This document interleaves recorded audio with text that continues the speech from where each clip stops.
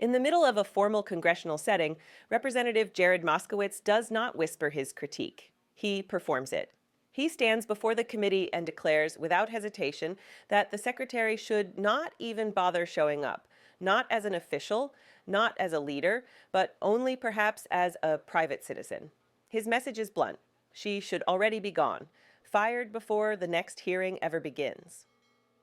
What follows is not just a political argument. It is an indictment delivered through satire, frustration, and spectacle. Moskowitz lays out a striking tableau. Members of the president's own party refusing to defend her publicly, senators signaling discomfort, lawmakers openly calling for her removal, and a cabinet meeting where she alone is denied a voice. Each detail lands like a drumbeat, not shouted, simply stated. And together, they form a picture of isolation at the highest levels of government. This is what dysfunction looks like when it reaches the surface. Not chaos in the streets, but silence in the room. The absence of defenders. The quiet sidelining of someone still holding power in name, but not in confidence. Moskowitz does not need to invent this narrative. He assembles it from public statements, televised interviews, and moments the country already witnessed. He holds up the mirror and forces everyone watching to look, and then deliberately he pivots. He invokes a version of leadership rooted not in policy manuals or briefing books, but in cultural memory. He reminds the president of the persona that once defined him in the public imagination: decisive, blunt, unafraid to make a call and own it. The phrase that echoed through living rooms for years becomes a refrain on the House floor. You're fired, over and over again, not as comedy, but as contrast, because beneath the performance lies a serious charge. That power, when it refuses to act, begins to rot. Moskowitz argues that what was once framed as strength is now being recast as hesitation. That accountability is being delayed not for lack of evidence, but for fear of optics. And in that delay, institutions erode. This moment matters because it exposes how modern governance often collides with modern media.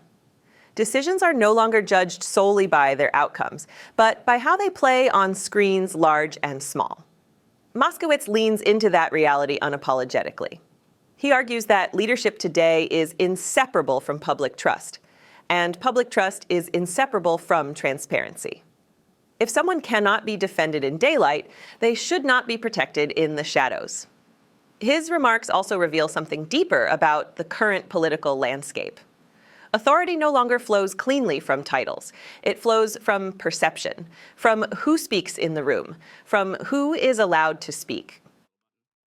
When a cabinet official is publicly sidelined, when allies refuse to stand beside her, when oversight hearings loom with no shield of support, the message is unmistakable.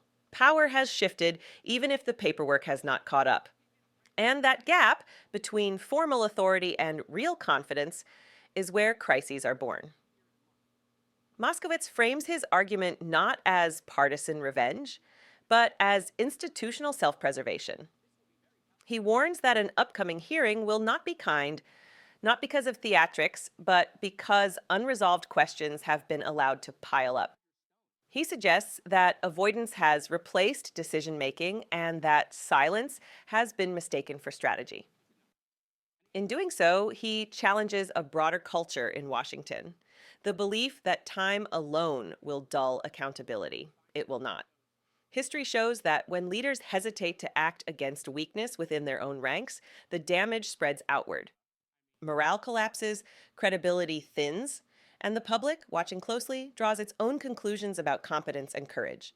Moskowitz's speech resonates because it taps into that shared frustration, the sense that too often consequences are delayed until they become unavoidable. Even the props he introduces, the doll, the clips, the references to reruns, serve a purpose beyond humor.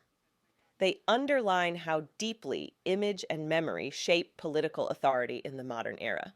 When leadership becomes performative, accountability must speak the same language to be heard. Moskowitz understands this. He weaponizes familiarity not to mock, but to remind. At its core, this moment is about responsibility. about whether holding office means enduring scrutiny or evading it, about whether loyalty to individuals outweighs duty to the system. Moskowitz does not claim to speak for everyone, but he makes one thing clear. The absence of action is itself a choice, and one with consequences. As the hearing moves on and the cameras eventually shut off, this exchange will linger. Not because of its humor, but because of what it reveals about a government struggling to reconcile power with accountability, image with integrity. The question is no longer whether the pressure exists. It does. The question is whether leadership will meet it with resolve or continue to defer responsibility in the hope that attention drifts elsewhere. In moments like this, democracies are tested not by their loudest voices, but by their willingness to act when silence becomes complicity. Oversight is not optional. Accountability is not negotiable. And leadership, at its most basic level, requires the courage to make decisions, even uncomfortable ones, in full view of the public. This is why moments like these matter. They pull back the curtain. They show us not just who holds power, but how they use it, and when they refuse to. And they remind us that in a system built on checks and balances, the greatest risk is not conflict, but complacency. If you believe transparency matters, if you believe accountability should never be delayed for convenience, support our work to expose the truth. Subscribe to Liberty Report USA.